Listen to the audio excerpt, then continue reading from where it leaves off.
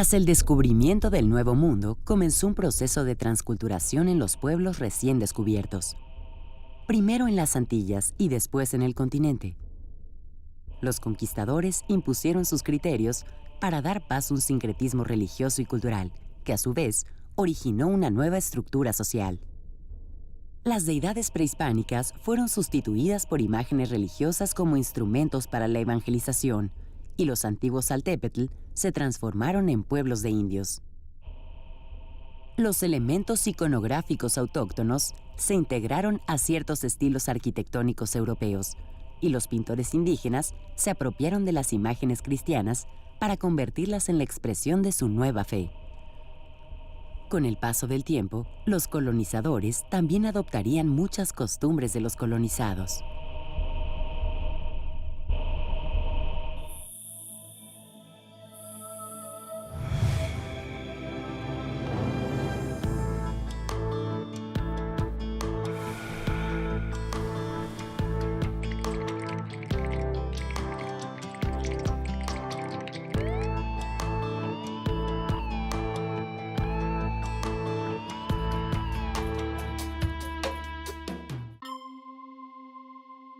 El sincretismo es un término originado en la antropología y la historia de las religiones, y suele utilizarse para designar un proceso de interacción entre las culturas mediante el cual asimilan rasgos unas de otras. Ante la fuerza del conquistador y su nueva condición de sometidos, los pueblos indígenas americanos se dejaron cubrir bajo el manto del cristianismo, pero sin abandonar totalmente sus antiguos ritos. A través de este mestizaje o sincretismo religioso, los pueblos compaginaron el cristianismo con sus creencias. La evolución hacia nuevas interpretaciones se puso de manifiesto a través del culto a los santos y fiestas religiosas, prácticas evidentemente sincréticas. El sincretismo quedó como la única salida a una situación impuesta, y el término fue entendido como un rasgo de identidad mexicana y como una forma de resistencia ante la colonización. Sin embargo, los estudios históricos han demostrado que ni el cristianismo traído por los conquistadores, ni las religiones amerindias eran puras, pues todas tenían una larga historia, con múltiples mezclas y mestizajes. Así, el sincretismo que se originó en el siglo XVI no es un rasgo anormal, sino un fascinante objeto de estudio sobre los múltiples rasgos que definen a la sociedad mexicana.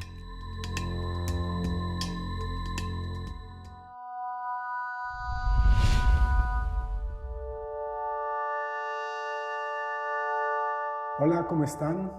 Este es el programa Antropológica, soy Rodrigo Martínez y con mucho gusto porque estamos hoy con la muy notable historiadora francesa mexicanizada Solange Alberro. Hola Solange, qué bueno que estás aquí. ¿Qué tal, Rodrigo? ¿Qué tal? Solange, el sincretismo muchas veces se ve como el producto de una mezcla en situaciones históricas en las que se da una confrontación de dos etnias diferentes, muchas veces en situación de conquistadores y conquistados, y define un proceso, pero también el resultado de este proceso en el cual se dan una serie de mezclas.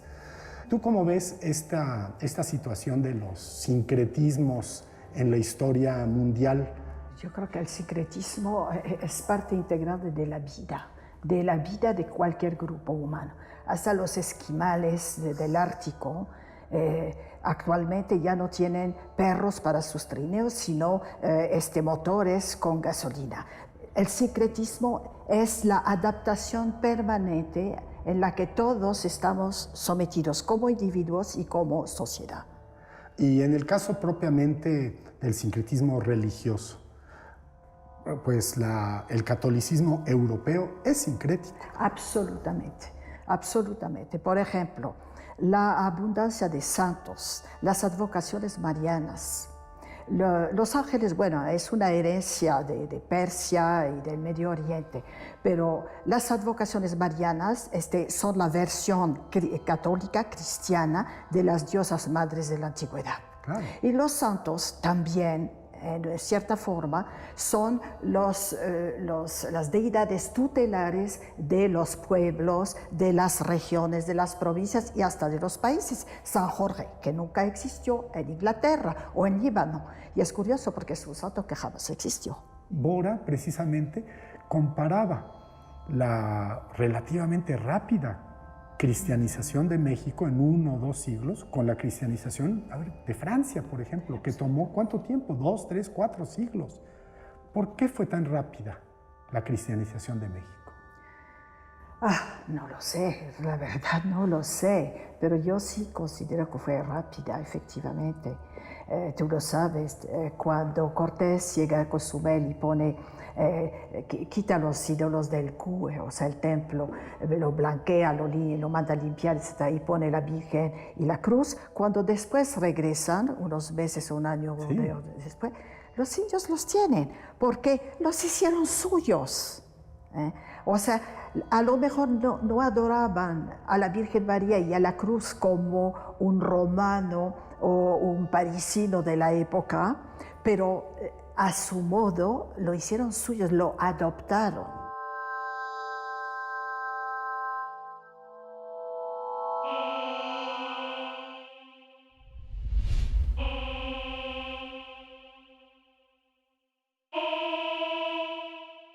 Desde los inicios de la evangelización en México, los frailes entendieron que no iban a poder realizar una conquista espiritual completa de los indios, haciendo una tabula rasa. La mayoría de los rasgos centrales de la vida de los indios se habían continuado después del tremendo golpe que trajo la conquista española. Sin embargo, las imágenes de piedra fueron sustituidas por imágenes de la Virgen y los santos, y la mezcla de representaciones se sumó a un entrecruzamiento de creencias. El investigador francés Serge Grusinski nos dice: los indios tuvieron que familiarizarse con una gran cantidad de objetos figurativos. La cruz, desde luego, pero también los atuendos, los cortinajes y los velos, los elementos de arquitectura, las columnas, los capiteles, los arcos. Tras la convención iconográfica se ocultaba muy a menudo un objeto europeo totalmente desprovisto de existencia concreta para los indios. A partir de la segunda mitad del siglo XVI, las imágenes que habían difundido los frailes empezaron a sustituirse por aquellas barrocas, que apelan a lo sensible con el ornamento y lo utilizan para impactar las vivencias de la fe.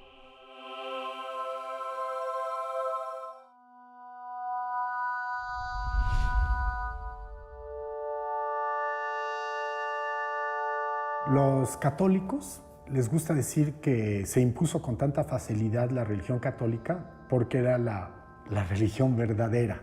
Esa es una de las explicaciones. Pero otra es considerar que la religión mexica, sobre todo tal como evolucionó, era una religión muy brutal, llena de guerras, de sacrificios, de comer carne, de hacerse autosacrificios. Los dioses y las diosas eran muy sanguinarias, pedían mucho a la gente.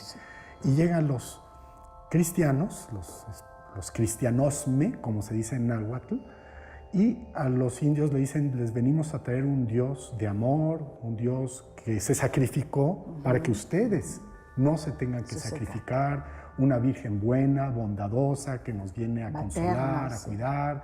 Entonces, tal vez cuando vieron los indios esto, dijeron: perfecto, yo me vuelvo católico. Bueno, no lo dijeron, no lo escribieron, pero es obvio, por ejemplo, cuando Cortés llega precisamente a la zona de Veracruz, el cacique gordo de Zempoala, todos los demás aceptan con mucha facilidad la alianza con Cortés porque están hartos de que la gente de Moctezuma venga y se lleven a niños, a mujeres, etc., para sacrificio. Los tlaxcaltecas los odiaban, la verdad, por la guerra florida, donde les quitaban a sus hombres jóvenes para sacrificarlos. Bueno, pero lo políticamente correcto en México consiste en no hablar de esto, ¿verdad? Pero esa es la verdad. Y Cortés tuvo el genio de entender los odios que existían tanto en Veracruz como, por ejemplo, en Michoacán, tú lo sabes mejor que yo, contra los mexicas, y se aprovechó de esto. Y sí, yo creo que fue un alivio para los pueblos indígenas, No depender de Moctezuma, de esta religión sangrienta. Ellos también sacrificaban, pero como los mexicas eran los dominantes de toda la zona central, pues había el impuesto de la sangre que cobraban, y lo dice claramente los indios, por ejemplo, de Zempoala, ya están hartos de que les quitan a sus mujeres, a sus jóvenes y a su gente para sacrificarlos aquí en México. El cristianismo en este sentido es sanguinaria, pero de manera simbólica con la Eucaristía. Mantiene esta noción de sacrificio humano, obviamente, pero no real y no de millares como se vio en el Tzompantli de Huitzilopochtli aquí en México. No me acuerdo cuántos centenares de miles de calaveras encontraron los conquistadores. Esa es la realidad.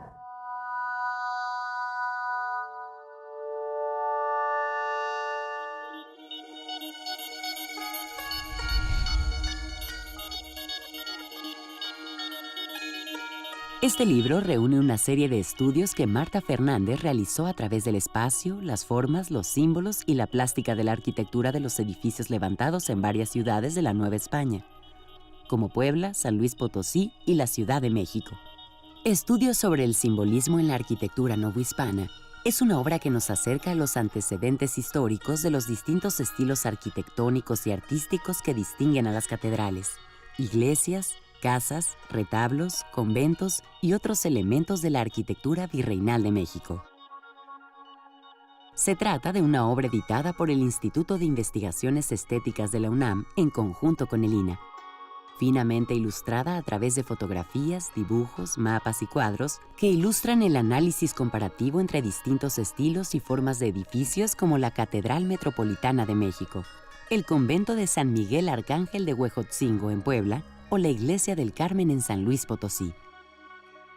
Se puede adquirir en la librería Francisco Javier Clavijero, en Córdoba número 45, en la Colonia Roma.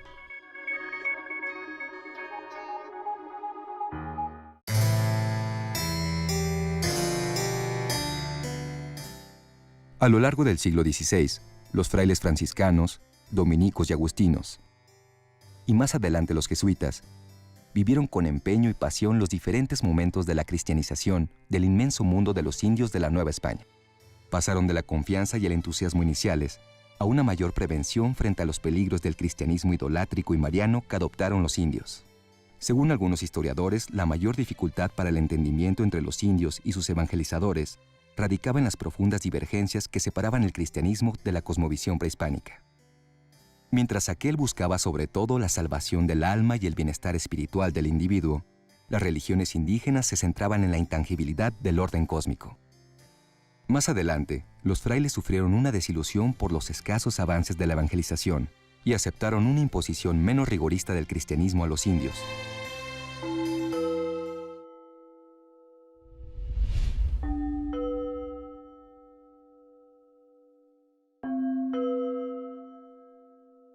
Bueno, los santuarios de peregrinación alrededor de las imágenes cristianas surgen alrededor de la segunda mitad del siglo XVI. Los frailes pensaban que ya los indios eran cristianos cuando todavía seguían con sus antiguos cultos a sus dioses en las cuevas y en los montes. Esto hizo necesario que esos santuarios prehispánicos fueran sustituidos por santuarios cristianos. Y en este caso se dieron varios ejemplos, ¿no? Como el Santo Cristo de Chalma o la imagen de Izamal en Yucatán o el Cristo de Sacromonte en Amecameca. Los obispos, sobre todo, y las autoridades de las urbanas comenzaron también a buscar nuevos sentidos de identidad para los grupos multiculturales que se estaban acumulando en las ciudades, ¿no? Indígenas, mestizos, mulatos, negros, españoles, comenzaron a vivir en esas ciudades y se necesitaba un elemento que los aglutinara. Se encontró este elemento precisamente en estas imágenes milagrosas que comenzaron también a aparecerse, digamos, en un sentido figurado y literal, alrededor de las ciudades, ¿no? Tal es el caso, por ejemplo, de la Virgen de Ocotlán en Tlaxcala, la Virgen de la Salud en Pátzcuaro, o las imágenes alrededor de la Ciudad de México, ¿no? La Virgen de Guadalupe y la Virgen de los Remedios. Bueno, los santuarios de peregrinación son una creación colectiva. Surgen en parte por la necesidad de los fieles de tener solución a sus necesidades inmediatas de salud, de fertilidad, etcétera. Pero también, por otro lado, está el papel de la Iglesia y de las autoridades eclesiásticas, ¿no? Tanto los frailes como los obispos están buscando sustituir o crear santuarios para aumentar la devoción y la fe, y también se crean cofradías, se fomenta la creación de pueblos alrededor del santuario, ¿no? Con hospederías, lugares para comer, etc. Es decir, el santuario se genera como todo un fenómeno colectivo en el cual participan tanto los fieles como los sacerdotes, los obispos y los frailes.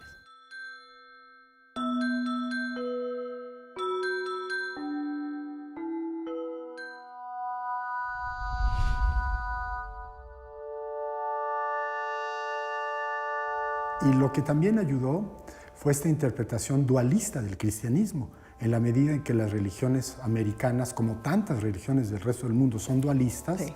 El famoso Ometeotl mexica, el dios del dos, que corresponde más o menos al yin y al yang, a masculino, femenino, de tantas tradiciones universales de todo el mundo, pues hicieron esta adaptación en la cual pues Cristo, Dios Hijo, pues es el elemento masculino, y la Virgen María, que no es una diosa, que es enteramente humana, se vuelve una diosa, según los indios.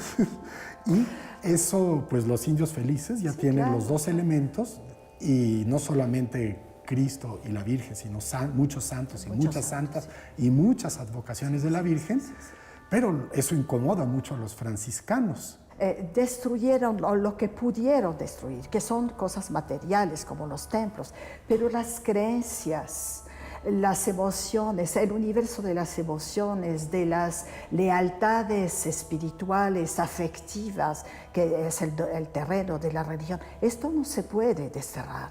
Entonces tuvieron que negociar. Sahagún denuncia, Torquemada denuncia todo esto, pero el mismo Gante que tú mencionas dice que como no entendía los cantares de los indios, empezó también a fabricar cantares y usar los mitotes para los indígenas, porque de una forma u otra había que establecer una relación, conectarse con ellos.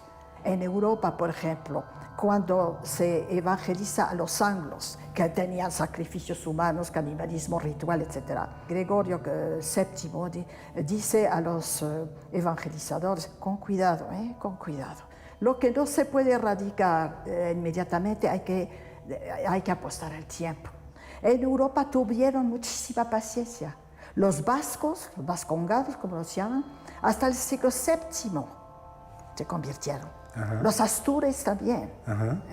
Y algunas poblaciones de Escandinavia igual, que practicaban sacrificios humanos, etcétera, etcétera. ¿Por qué hubo tanta paciencia de la iglesia primitiva en Europa? Y aquí quisieron que en una generación se hicieran perfectos católicos romanos. Eso no lo entiendo. Pero tú das una explicación, Solange, en tu último libro, en el que escribiste con Pilar Gonzalvo, La Sociedad Novohispana.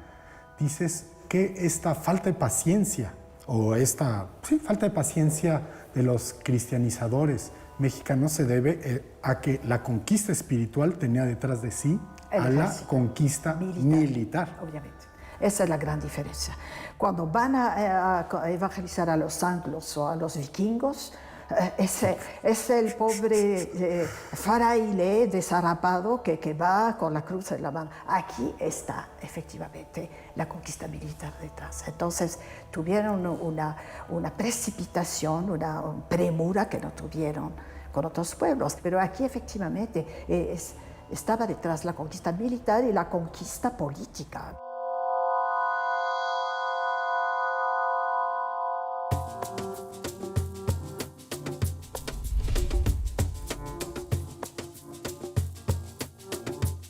En el valle que se extiende alrededor de la capital de Puebla, se construyeron dos joyas de la arquitectura virreinal. En Cholula se levanta el templo franciscano de San Gabriel de mediados del siglo XVI.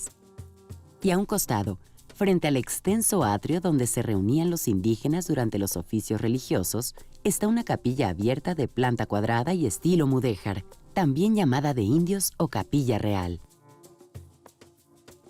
El techo, de construcción posterior, está formado por más de 60 bóvedas que cubren las 7 naves del templo y las 2 hileras de capillas laterales. En Calpan está el templo franciscano dedicado a San Andrés. En él sobresale la iconografía de sus capillas posas, que servían para posar o descansar el Santísimo Sacramento cuando era sacado en procesión por el atrio. Están situadas en cada una de las esquinas del atrio, una dedicada a la Virgen María con el tema de la Asunción, otra a San Juan Evangelista, otra a San Francisco y la cuarta a San Miguel. Las escenas labradas en piedra con singular maestría fueron tomadas de grabados o documentos medievales como la Crónica de Nuremberg, editada hacia 1493. Estos conjuntos fueron la manifestación más relevante de la arquitectura religiosa novohispana, ya que en ellos se hace evidente la necesidad que tenían los frailes mendicantes de reunir al mayor número de indígenas durante el periodo de evangelización.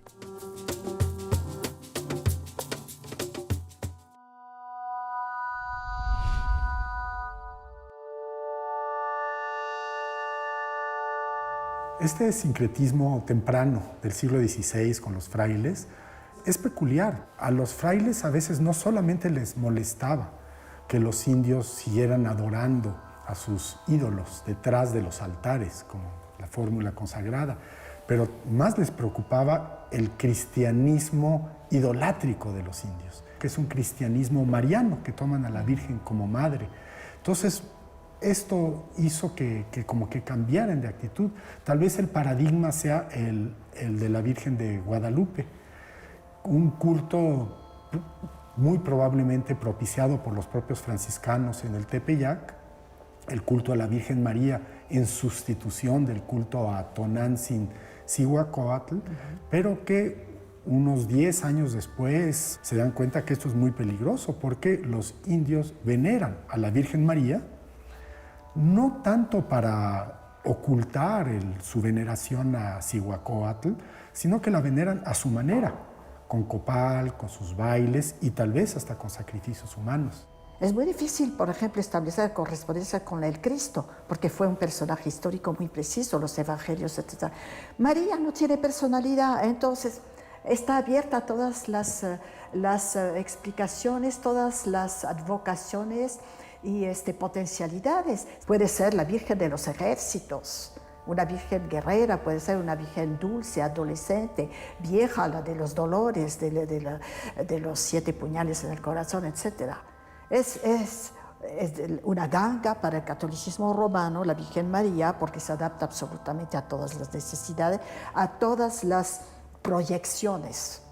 Y entonces hubo un cambio posteriormente con el arzobispo Montúfar, esa es la tesis que tú conoces de Edmundo Gorman, sí, claro, que propicia un catolicismo verdaderamente mexicano.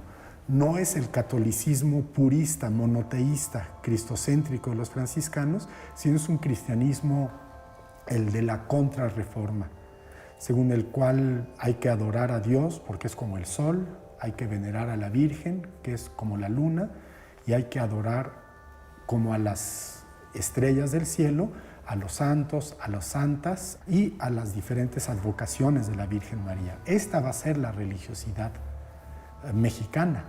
La mayoría de los pueblos mexicanos, bueno, las advocaciones de los pueblos mexicanos, en su gran mayoría son de Santa María, con mucho. Luego viene Santiago, San Pedro, San Juan, pero Santa María es aplastante.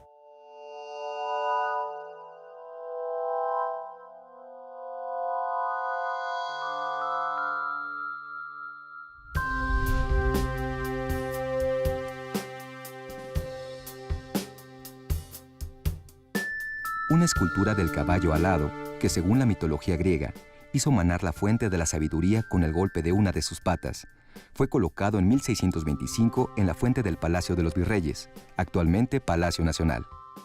Era una importación traída de Europa y, según algunos investigadores, su colocación en la sede del poder político virreinal aludía a las cualidades del buen gobernante. Pero además, la presencia del Pegaso en el mundo novohispano del siglo XVII tiene otras resonancias. Enrico Martínez escribió en su repertorio de los tiempos que la constelación de Pegaso tutelaba a la Nueva España. En una época en que las alegorías y los símbolos formaban parte de la erudición y la política, el científico y humanista Carlos de Sigüenza y Góngora utilizó la imagen de un Pegaso en la portada de sus obras, acompañada del lema en latín Sic itur ad astra, que significa así se va a los astros, tomada del canto 9 de la Eneida de Virgilio. El historiador Guillermo Tovar y de Teresa, tristemente fallecido en noviembre de 2013, se preguntó durante años el porqué de la instalación del caballo alado en el Palacio Virreinal. Para satisfacer su curiosidad, escribió un libro en el que desentrañó con maestría el mundo barroco novohispano.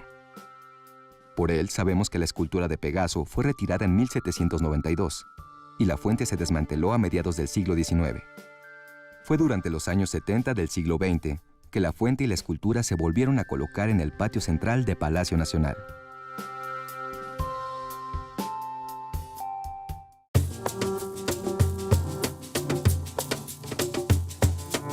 El exconvento de Santa Mónica en la ciudad de Puebla alberga el Museo de Arte Religioso, importante recinto en donde se expone un valioso acervo de arte sacro de los siglos XVI al XIX, y que además recrea la vida femenina conventual en la Nueva España durante el virreinato. En la planta baja del inmueble se conserva la cocina con el horno original adornado con mosaico de Talavera. La alacena comunica la cocina con el refectorio, donde tradicionalmente las monjas comían. Cuenta la tradición que en este convento las monjas agustinas crearon muchos de los platillos de la cocina poblana que han sobrevivido hasta la actualidad. Probablemente el más famoso son los chiles en nogada, que se prepararon por primera vez para don Agustín de Iturbide cuando regresaba de Veracruz, en septiembre de 1821, después de firmar los tratados de Córdoba que pusieron fin a la Guerra de Independencia. Los chiles poblanos rellenos con una mezcla de carne picada y frutas, cubiertos por una salsa de nuez de Castilla y adornados con granada y perejil, hacían honor a los colores de la bandera del ejército trigarante.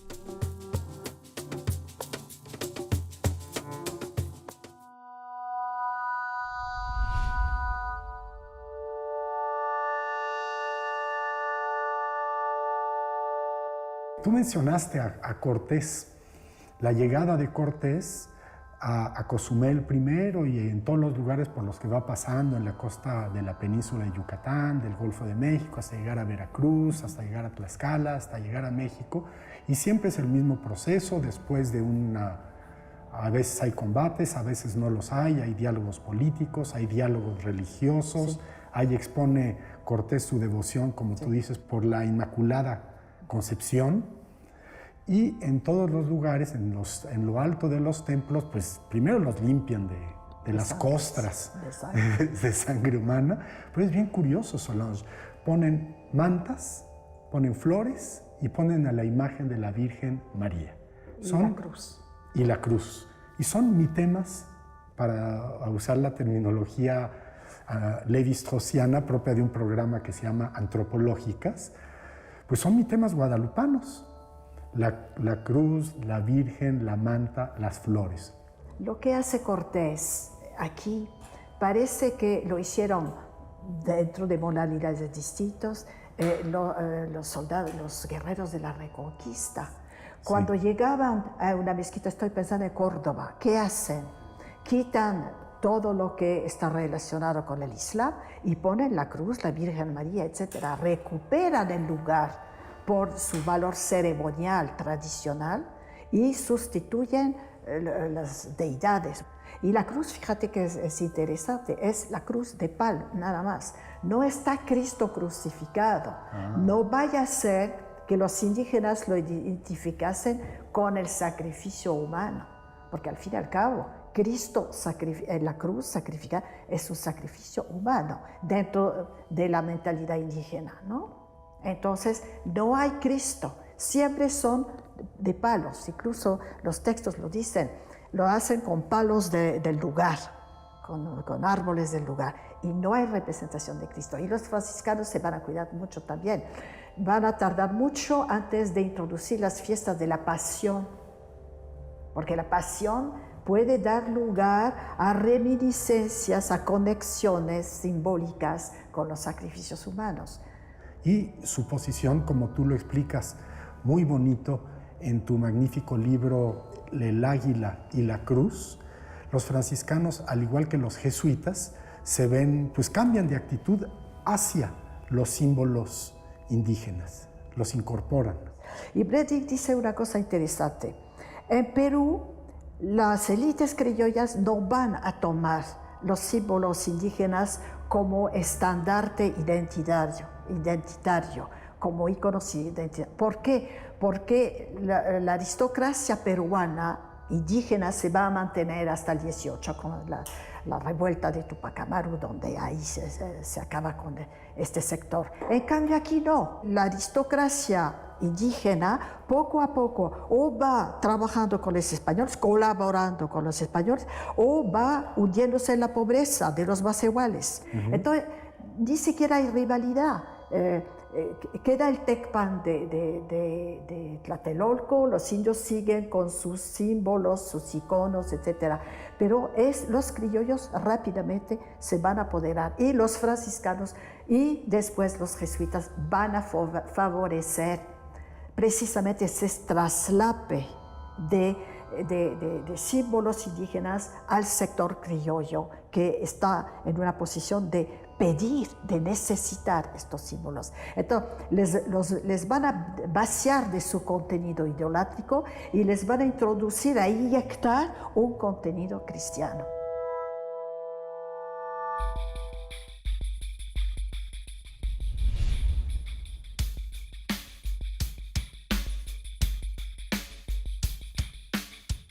En México, cuando llegan los españoles, pues obviamente se tienen que ir habituando a lo que hay, porque lo que traen de comida pues se va acabando. Quizá lo primero a lo que se acostumbran sea al chocolate. Ellos empiezan a descubrir por qué es una bebida para los guerreros y la capacidad de recuperar energía a través del chocolate. También hay textos donde alguna monja que está enferma, una monja criolla, en un convento dice que lo único que se le antoja comer es eso que comen las indígenas, que eran los tamales, ¿no? Entonces entendemos que de alguna manera se van habituando al maíz. El chile en la comida mexicana pues es obviamente un condimento, pero el chile es adictivo. Quien lo va probando se va encantando con esta estimulación, yo digo, este colorido que le da a los sabores. Y así se van acostumbrando los españoles a los productos mexicanos y a la manera de comer de los mexicanos. En la historia de todos los pueblos, la comida está estrechamente ligada con la historia, con la cultura y con su devenir. La cocina europea se transforma radicalmente con nuestros ingredientes, pero que la cocina mexicana, que tenía una gama amplísima y era muy rica, si pensamos que a Moctezuma le presentaban 300 platillos para que escogiera, la cocina mexicana amplía sus horizontes.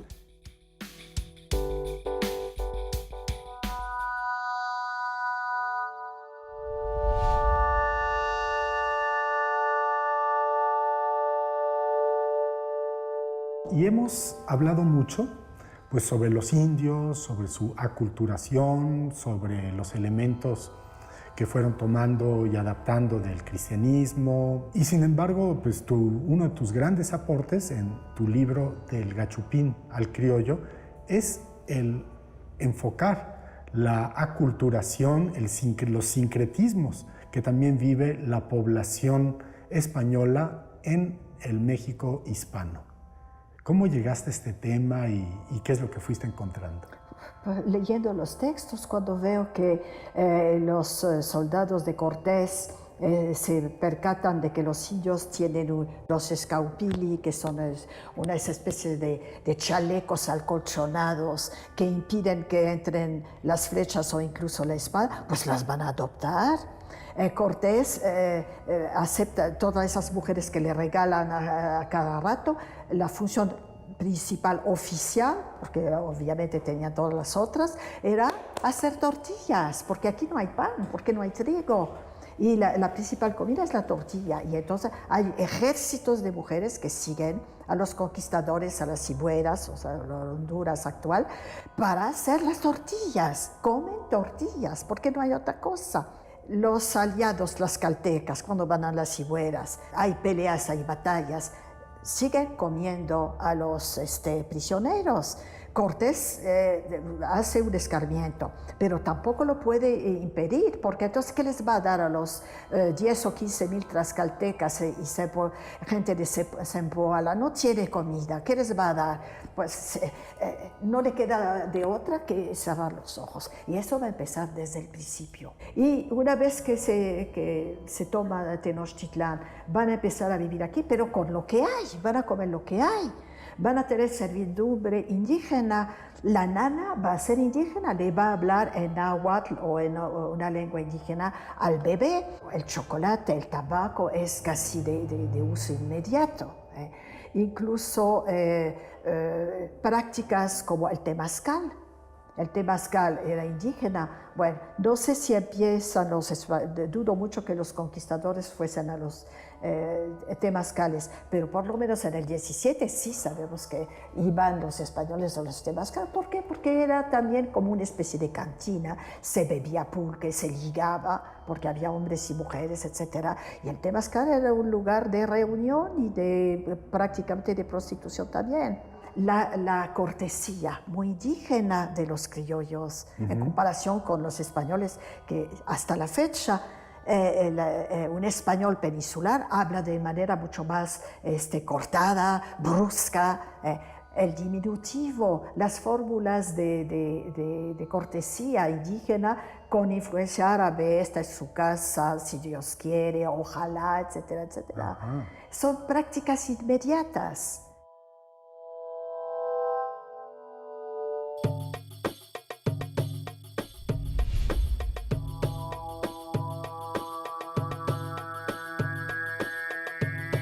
Es posible que en 1544 el cacao, nativo de las regiones tropicales de México y Sudamérica, haya cruzado por primera vez el Atlántico, cuando un grupo de frailes dominicos llevó a España a una delegación de nobles mayas cacchíes.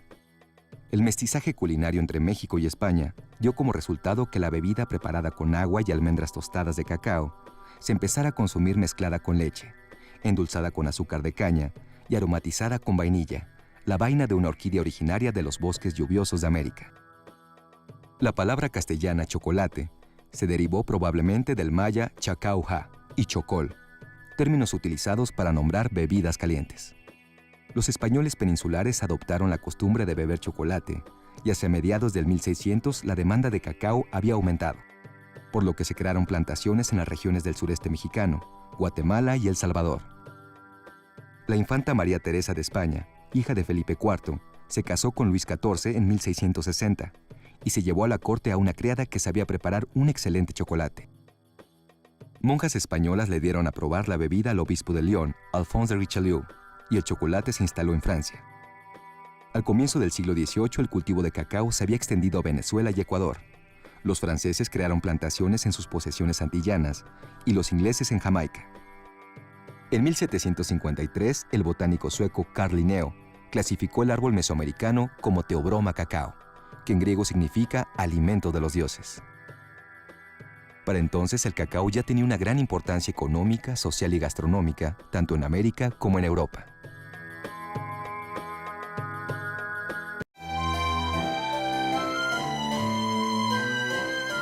Siglo XVI, hoy se está viendo que tiene una personalidad extraordinaria, porque es la fusión de dos mundos, que viene del gótico, ciertamente, el gótico tardío, que llega a la Nueva España, sobre todo en los aspectos estructurales, con una componente importantísima del mundo islámico y, desde luego, pues con la fuerza que tiene el Renacimiento que ha penetrado ya en la península.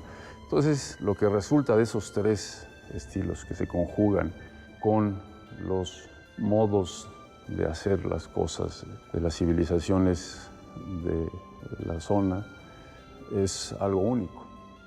Pero ya para el 17 pues hay una evolución, porque se ha consolidado también la estructura virreinal como tal, hay un control del territorio, el territorio está produciendo, comienza a haber una gran riqueza, ¿no? En el caso de la arquitectura religiosa surgirá precisamente la de los conventos de monjas. Aquí nos hallamos en Regina Coeli, que es un convento que se funda en 1556-57, es de los primeros conventos de monjas de la orden concepcionista en este caso.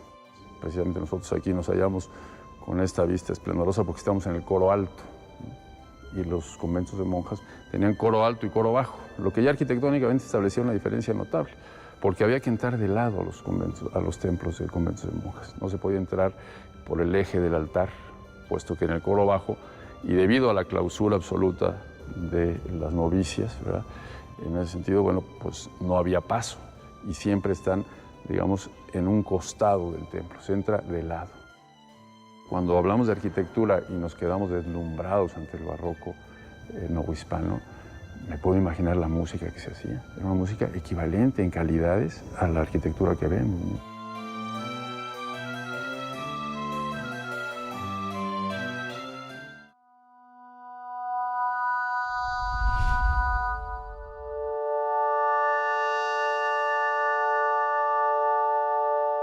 Entonces, Solange, ¿tú sientes que en la manera de percibir al mundo de los mexicanos hay un elemento ciertamente religioso que tiene que ver con la casualidad, con la fortuna, lo que Dios decida? Sí, sí, sí. Bueno, ustedes emplean continuamente, si Dios quiere, nos vemos el sábado, si Dios quiere. Esta noción de que lo esencial no se debe al esfuerzo personal, al trabajo, a la voluntad personal, sino que está condicionado por potencias sobrenaturales. La Virgen, Dios, la casualidad, la suerte, el diablo en la colonia, el diablo para los mestizos y mulatos. Los auxiliaba también, cuando no funcionaban los santos, le pedían al diablo.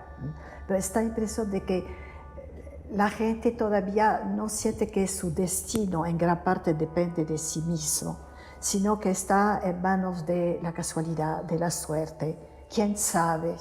La relación con el tiempo, que todavía me acuerdo de a lo mejor tú eres mucho más joven que yo, pero lo habrás visto en los camiones, ahorra o nunca.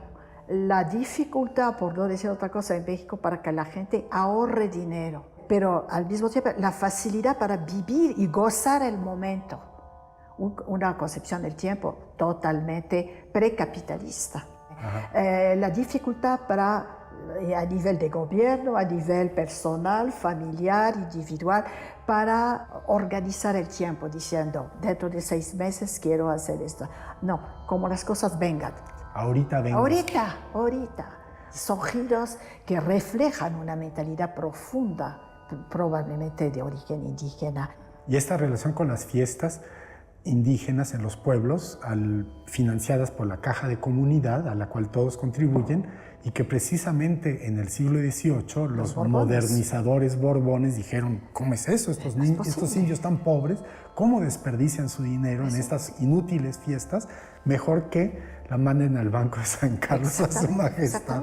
Es una mentalidad precapitalista, absolutamente precapitalista. Bueno, sin duda que sí tenemos una herencia tradicional muy fuerte, porque sin duda que con la conquista de México, con el descubrimiento de América, todo comenzó un proceso de modernización sumamente fuerte y hasta brutal. Y sin embargo, nuestra Occidente nos llegó a través de España y de Portugal, que son países verdaderamente tradicionales. De modo que hubo una amalgama, se acopló las tradiciones indígenas con las tradiciones españolas, lo cual nos dio una especie de, a lo largo de los 3 siglos del dominio colonial, una especie de aplazamiento de la modernidad más dura. Es cierto, por eso me parece un país fascinante, porque es como un pastel de 1000 hojas, ¿no? Tienes niveles que están entre el capitalismo más moderno, por ejemplo, los industriales de Monterrey, Slim, gente así, pero también tienes niveles de un arcaísmo absolutamente colonial. Por ejemplo, en algunos pueblos de Oaxaca, gente que ha emigrado a California, pero que son mayordomos, y regresan a cumplir con sus mayordomías, aunque sean ilegales, para cumplir con su pueblo. Es algo increíble, ¿no?